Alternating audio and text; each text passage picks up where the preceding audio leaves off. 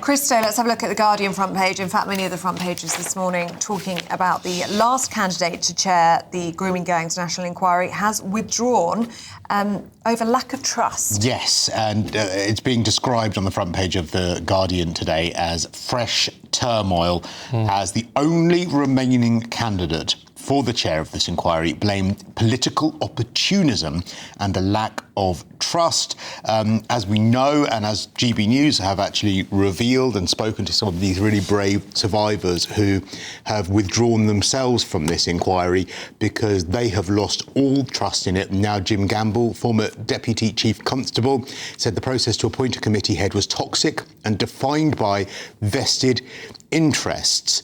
4 survivors now who have basically been on this panel or invited to be on this panel have now pulled out.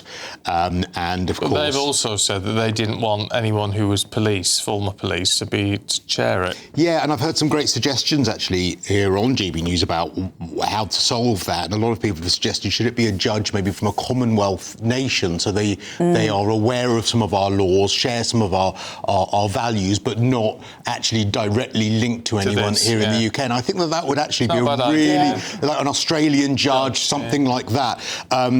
Of course, I mean, my fear about this, though, is that, whatever fresh turmoil comes out on a day-to-day basis, Jess Phillips will make it all about Jess Phillips. Because she's very, very good at doing that. It's always all about Jess Phillips. And actually, this is not about Jess Phillips. This is not about any political figure. And what's staggering, and I think anyone watching along this morning or listening would be just staggered that they can't get it together to just do an inquiry on this. For me, it's just a reflection of a lack of confidence in the government generally. I mean, if you've ever watched, let's say, Sadiq Khan being asked about grooming gangs, I mean, he is the master of prevarication. It's like pushing custard up a hill. Oh, my God. Yeah. He won't answer it. And the thing is that if you were this government, wouldn't you want it absolutely seen by everyone that because there were so many Labour councils involved in the cover-ups and this, you would want everyone to think we are going to leave no stone unturned. We're going to do everything in our power to not make it look like there is any kind of cover-up. We're going to be as transparent because we have to do this. But they are screwing it up so much, like they do everything they touch. It's the opposite of the Midas touch, this government. They're screwing it up so much. And of course, people are just going to say now, well, that's because you're trying to save the backside of the many Labour councils that left these victims, left them to rot. You need to be brutal with it. You need to just brutally get on with it and really shine a light on it all. All right, let's change tack, though, because this is in the Telegraph this morning, Alison. Yes. About using the internet without a VPN, a virtual private network, is a bit like taking to the road without car insurance. All it takes is one unlucky moment to cost you a lot of cash. This video's sponsor is Private Internet Access. They are the VPN to help keep you safe. Click the link in the description below to find out why over 30 million people have downloaded PIA to protect themselves online. A virtual private network is an app that hides your IP address and helps keep your data private. When you're browsing the internet at home, you give up a large amount of data to businesses, to shops, and indeed to social media giants too. Hackers have the ability to steal your personal data with ease, including sensitive information such as passwords, keystrokes, and even your personal photos. Private Internet Access helps protect your personal data by encrypting your internet connection to keep your data out of the hands of cyber criminals. And it's not just hackers either to be concerned about. Information can be censored too. When Canada passed their C18 bill, social media giants decided to ban news content on their platforms. But PIA can protect your ability to consume the news and content you love. Private Internet Access is available for Windows users, Mac OS, Android, Linux, iOS, and you can use one PIA subscription to protect an unlimited amount of devices. And we've got a huge GBNews discount for you too. Click the link in this video's description and you'll get a massive 83% off PIA. That's under £2 a month, the price of a coffee, and you'll get an extra 4 months completely free on top. Also, there's a 30-day money-back guarantee too. Visit piavpn.com/GBNews to start protecting yourself digitally today. And is it any surprise we've got headlines like this when we've got this report by Nick Timothy's, he's a former special advisor, finding that the Home Office is dysfunctional and beset by a culture of defeatism on immigration?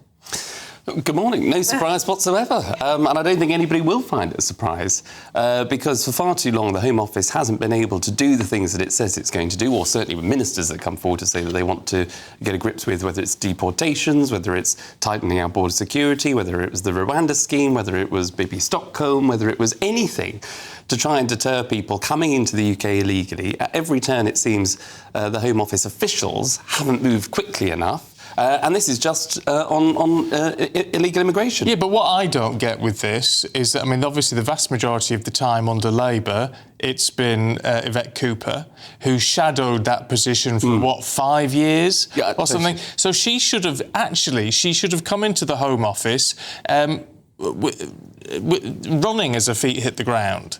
And she's clearly, I mean, the failure there is catastrophic, actually. You're absolutely right. I mean, this woman cannot be allowed to get off the hook, by the way, because you're absolutely right. She was the Shadow Home Secretary for about 4 or 5 years. She was also the chair of the Home Affairs Select Committee. She also served as a cabinet minister under the last Labour government, so she should know a thing or two. She knows how a thing works. Exactly. And the idea that, you know, for 5 years, the Labour government blocked at every turn the migration and deportation bill under the last government, that spent so long criticising the Tories for the Rwanda plan being too costly, it wouldn't be effective enough, it wouldn't work, it wouldn't get off the ground, and how terrible it all was and how inhumane it all was. We've now got a situation where this Labour government are not smashing the gangs, they're smashing records, which everybody has heard that line before, I'm sure. And now, having been told that when you get deported under this one-in, one-out scheme with France, you wouldn't be allowed back into the UK, ho-ho, we've got someone that comes straight back on a dinghy having spent, I think, less than 48 hours in France, because he claims, this Iranian chap, says that it's not safe in France. It's beggars belief. From one fast to another, look at the national inquiry into grooming gangs and pressure now on Jess Phillips to resign as safeguarding minister. Do you think she'll go?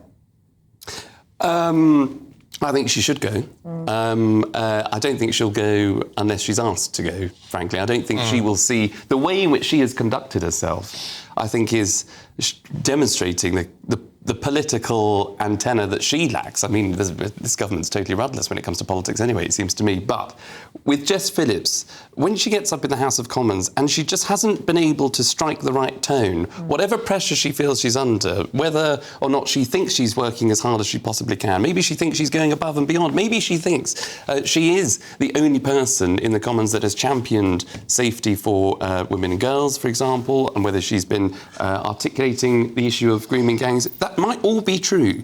But when you've got members of the survivors and victims that have resigned and walked away from an inquiry, a committee that was set up specifically to get to the bottom of their claims and issues, to expose the truth, where for so long they were not believed. That's the whole point, you know. Or social services, local authorities, police, totally discredited these young girls.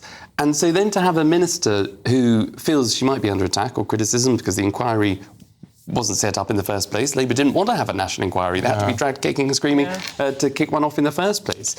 Whatever she feels, she has to show a bit of humility. She has to show a bit of leadership to say, I understand the concerns, but this is what we're doing. What she has done, I'm afraid, Jess Phillips, is what she always seems to do, is to get up and sort of shout about it and say that she's the victim here, that she's working incredibly hard, that she's under attack from all sides, and how terrible, what a terrible life she's having as a minister. Well, you know, read the room. It's not about you, dear. It's about the victims. And I think that's what needs to be said to Jess Phillips, which is why the Home Secretary's had to step in to issue the statement that she did to say under her watch there wouldn't be any watering down of the inquiry, but that obviously remains to be seen. But it's too late. You know, victims have walked away from this process. It has taken far... And people will ask themselves, why does it take so long in this country to get things going? You know, we're still talking about the COVID inquiry taking place, for example. Now, important work as that is, we don't seem to be able to do things quick enough, whether it's infrastructure, whether it's inquiries, all the rest of it. But on this particular issue, it is so important to get justice for those victims, having, as I said, not been believed for so long. And we've now got a minister, safeguarding minister, who I think has clearly lost support and confidence of the very people that she claims she wants to help. And that's why I think the best thing for her to do is probably step down and resign, because this inquiry will never get going and certainly won't have the support of those victims while she's still in charge. Quick one about Nigel Farage and PMQs. He's not happy. He's not. And he took a stand by sitting in the public gallery instead of being on the green benches of the House of Commons, because he feels he's not getting the time allocated by the Speaker to ask questions in PMQs. It's a funny old process where, names are drawn out of a hat and everybody ballots for questions in order to ask a question at PMQs. I don't know whether he's put his name in the hat for that ballot or not, but he feels, I think, as leader of Reform, who are running ahead in the polls, that there should be a bit more opportunity for him to be able to... So a guaranteed question. A guaranteed question. And I do sympathise in a way, because if Labour are now, as they are so blatantly attacking Reform and going after Reform, we've heard about, in the budget, they're going to be attacking Nigel Farage for being the cause of the woes of the economic situation that we're in because of Brexit. That's their strategy. I don't believe that. But if they're going to go after Reform and continually attacking him in the Commons, if he's not able to respond at PMQs, and that's the one time that the Prime Minister basically gets up in the House of Commons anyway, unless he's dragged to make a statement on, I don't know, Chinese Russia spies, another issue, another in-tray problem there for number 10. Good morning, especially if you're listening. I'm sure they are. Then, of course, Nigel, I think, will feel as though he's not getting the rough side of the, It's difficult, though, isn't it? Because it's all based on how many people you actually have in the House. Exactly. And not how you're doing in the polls. Exactly. So I get it on both sides, but it's clearly very frustrated. All right, Charlie, thank you very much indeed. Thank you.